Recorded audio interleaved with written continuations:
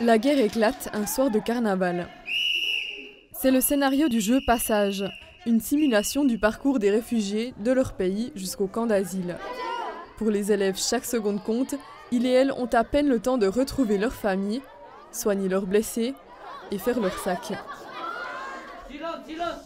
Commence un voyage dans l'inconnu, à la merci des militaires. Dis-moi, où sont les chefs du village? C'était bien, c'était assez réaliste. Au début, il y avait des coups de stress et puis on ne savait pas vraiment qu'est-ce qui allait se passer. On nous a amenés dans des endroits qu'on ne connaissait pas. Si c'était dans la vraie vie, genre, je serais morte de peur. Moi, je riais de stress. Le scénario de cet exil forcé s'appuie sur des témoignages de réfugiés. L'expérience est poignante et les acteurs doivent rester attentifs aux réactions des élèves, sans pour autant les ménager. C'est cet électrochoc émotionnel qui active l'empathie.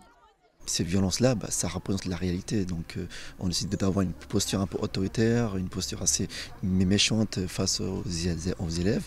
Mais le plus important, c'est juste de les sensibiliser et de tracer une certaine réalité qui existe ailleurs. Autre salle, autre workshop. Ici aussi, les élèves doivent mobiliser leur corps. La compagnie Kunda les sensibilise au racisme. Et ça commence par mettre des gestes sur la discrimination, faute parfois de trouver les mots. J'ai dit, mais privilège, ça veut dire quoi?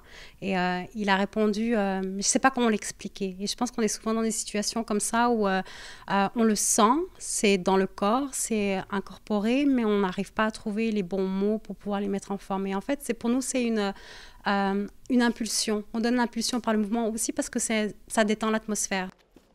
Les élèves du jeu Passage traversent leur dernière frontière avant un peu de répit. Un débriefing les attend pour digérer toutes ces émotions.